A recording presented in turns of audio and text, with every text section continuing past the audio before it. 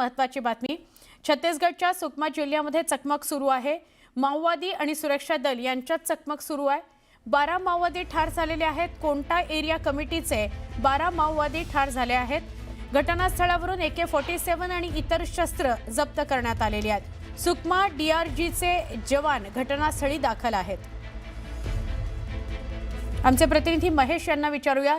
महेश, काय अपडेट या चकमकीविषयी? सुवर्ण, सुकमा जिल्ह्यात कोणत्या एरिया भागात ही चकमक आज सकाळपासून सुरू आहे। सगळ्यात महत्त्वाचं म्हणजे माओवाद्यांच्या विरोधात एक मोठं ऑपरेशन काल सुकमाचे पोलीस अधीक्षक जे मूळचे मराठी आहेत किरण चव्हाण यांच्या नेतृत्वात लॉन्च करण्यात आलं होतं आणि आज सकाळी माओवाद्यांना घेरण्यात आलं।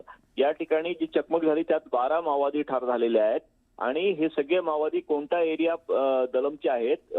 त्यांचा मुख्य नेता जो मंगडू आहे तोही ठार झालाय।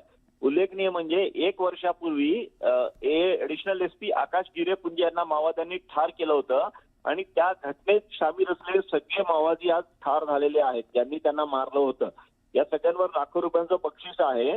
मार्च 2024चं जे टार्गेट आहे माओवाद संपवण्याचं, त्या दृष्टीने सुरक्षा दलांची जी आगेकूच सुरू आहे त्यात मिळालेलं आजचं मोठं यश आहे। कारण हा मंगडू याची खूप मोठी दहशत होती सुकमा भागात आणि याला घेरण्यासाठी सुरक्षा दलांकडून मोठ्या प्रमाणात ऑपरेशन सुरू होतं। आज त्यात यश आलेलं आहे।